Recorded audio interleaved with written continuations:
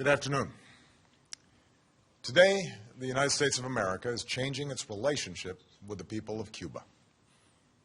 In the most significant changes in our policy in more than 50 years, we will end an outdated approach that for decades has failed to advance our interests, and instead, we will begin to normalize relations between our two countries.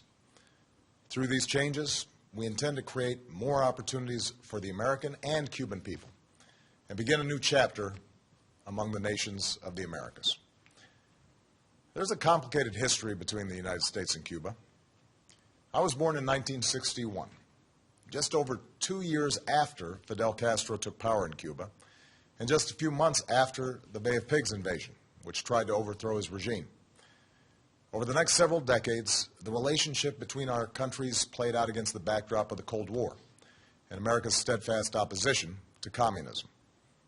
We're separated by just over 90 miles, but year after year, an ideological and economic barrier hardened between our two countries. Meanwhile, the Cuban exile community in the United States made enormous contributions to our country in politics, in business, culture, and sports. Like immigrants before, Cubans helped remake America, even as they felt a painful yearning for the land and families they left behind. All of this bound America and Cuba in a unique relationship, at once family and foe. Proudly, the United States has supported democracy and human rights in Cuba through these 5 decades. We've done so primarily through policies that aim to isolate the island, preventing the most basic travel and commerce that Americans can enjoy anyplace else. And though this policy has been rooted in the best of intentions, no other nation joins us in imposing these sanctions, and it has had little effect beyond providing the Cuban government with a rationale for restrictions on its people. Today, Cuba is still governed by the Castros and the Communist Party that came to power half a century ago. Neither the American nor Cuban people are well served by a rigid policy that's rooted in events that took place before most of us were born. Consider that for more than 35 years we've had relations with China, a far larger country also governed by a communist party. Nearly 2 decades ago, we reestablished relations with Vietnam, where we fought a war that claimed more Americans than any Cold War confrontation. That's why, when I came into office, I promised to re-examine our Cuba policy.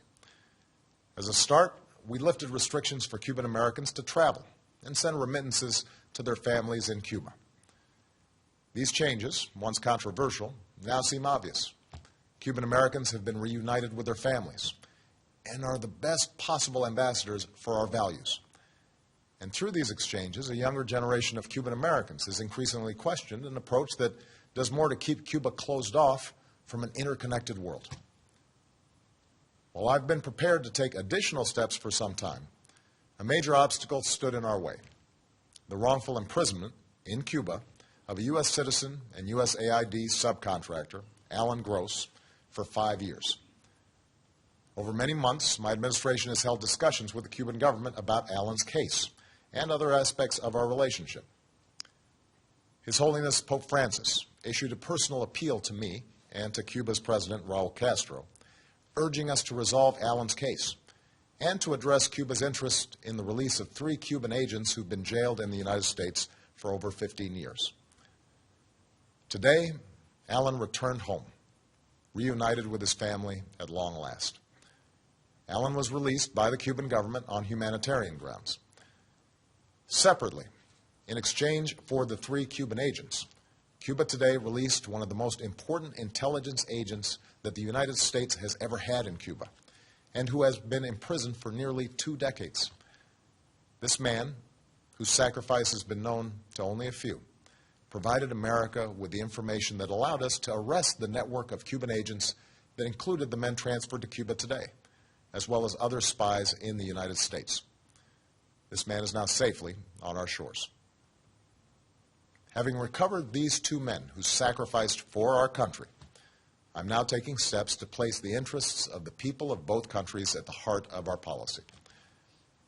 First, I've instructed Secretary Kerry to immediately begin discussions with Cuba to reestablish diplomatic relations that have been severed since January of 1961. Going forward, the United States will reestablish an embassy in Havana, and high-ranking officials will visit Cuba. Where we can advance shared interests, we will, on issues like health, migration, counterterrorism, drug trafficking, and disaster response. Indeed, we've seen the benefits of cooperation between our countries before.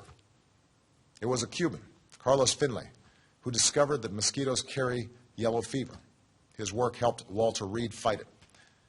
Cuba has sent hundreds of healthcare workers to Africa to fight Ebola, and I believe American and Cuban healthcare workers should work side by side to stop the spread of this deadly disease.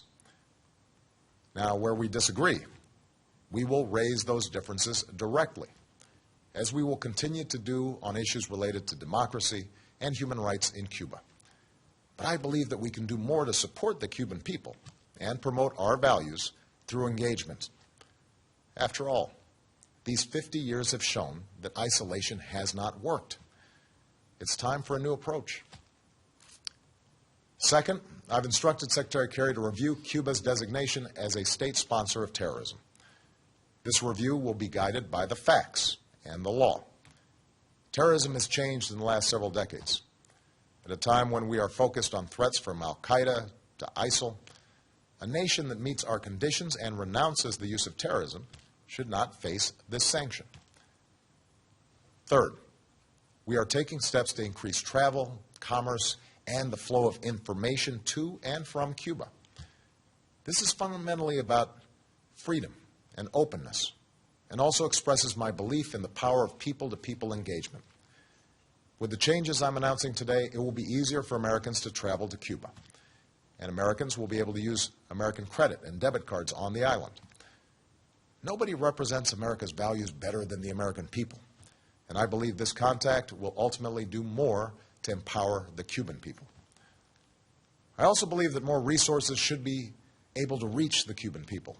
So we're significantly increasing the amount of money that can be sent to Cuba and removing limits on remittances that support humanitarian projects, the Cuban people, and the emerging Cuban private sector. I believe that American businesses should not be put at a disadvantage, and that increased commerce is good for Americans and for Cubans. So we will facilitate authorized transactions between the United States and Cuba. U.S. financial institutions will be allowed to open accounts at Cuban financial institutions, and it will be easier for U.S. exporters to sell goods in Cuba. I believe in the free flow of information. Unfortunately, our sanctions on Cuba have denied Cubans access to technology that has empowered individuals around the globe. So I've authorized increased telecommunications connections between the United States and Cuba. Businesses will be able to sell goods that enable Cubans to communicate with the United States and other countries. These are the steps that I can take as president to change this policy. The embargo that's been imposed for decades is now codified in legislation. As these changes unfold, I look forward to engaging Congress in an honest and serious debate about lifting the embargo. Yesterday, I spoke with Raul Castro to finalize Alan Gross's release and the exchange of prisoners, and to describe how we will move forward. I made clear my strong belief that Cuban society is constrained by restrictions on its citizens. In addition to the return of Alan Gross and the release of our intelligence agent, we welcome Cuba's decision to release a substantial number of prisoners whose cases were directly raised with the Cuban government by my team. We welcome Cuba's decision to provide more access to the Internet for its citizens and to continue increasing engagement with international institutions like the United Nations and the International Committee of the Red Cross that promote universal values. But I'm under no illusion about the continued barriers to freedom that remain for ordinary Cubans. The United States believes that no Cuban should face harassment or arrest or beatings simply because they're exercising a universal right to have their voices heard. And we will continue to support civil society there. While Cuba has made reforms to gradually open up its economy, we continue to believe that Cuban workers should be free to form unions, just as their citizens should be free to participate in the political process. Moreover, given Cuba's history, I expect it will continue to pursue foreign policies that will at times be sharply at odds with American interests. I do not expect the changes I'm announcing today to bring about a transformation of Cuban society overnight. But I am convinced that through a policy of engagement, we can more effectively stand up for our values and help the Cuban people help themselves as they move into the 21st century. To those who oppose the steps I'm announcing today, let me say that I respect your passion and share your commitment to liberty and democracy. The question is how we uphold that commitment. I do not believe we can keep doing the same thing for over 5 decades and expect a different result. Moreover, it does not serve America's interests or the Cuban people to try to push Cuba towards collapse. Even if that worked, and it hasn't for 50 years, we know from hard-earned experience that countries are more likely to enjoy lasting transformation if their people are not subjected to chaos. We are calling on Cuba to unleash the potential of 11 million Cubans by ending unnecessary restrictions on their political, social, and economic activities.